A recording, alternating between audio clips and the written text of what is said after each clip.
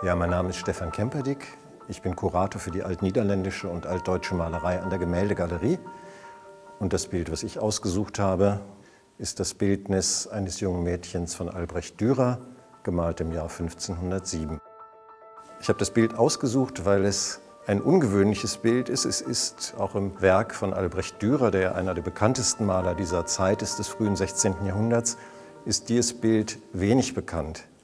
Ich finde es äußerst charmant und es besticht sofort durch seine merkwürdige Farbigkeit, durch diesen Kontrast von einem tiefen Rot und Grün, einem samtigen Grün und dazu das merkwürdige, etwas unbestimmte fast und trotzdem ausdrucksstarke Gesicht dieses Mädchens.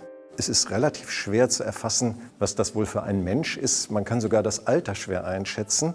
Was einem auffällt erst ist die Kleidung. Dazu gehört das rote Barett mit einer großen Perle da dran. Wir wissen nicht einmal, um wen es sich bei der dargestellten Person handelt, bei diesem Mädchen.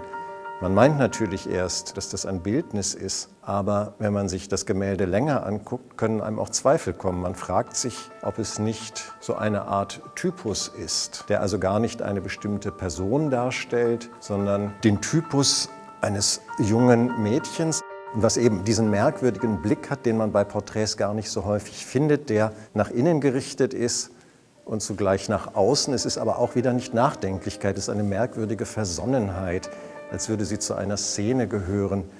Was bei dem Bild außerdem ziemlich interessant ist, das Mädchen trägt ein Barett und das Barett ist ein typisch männliches Kleidungsstück zu dieser Zeit. Wir kennen das ja noch aus Abenteuerfilmen, es hat etwas Abenteuer- oder Unternehmungslustiges an sich. Das heißt, hier steckt in dem Bild beinahe so eine merkwürdige Abenteuergeschichte, die in gar keiner Weise exemplifiziert wird oder expliziert wird, von der wir nicht erfahren, worum es geht.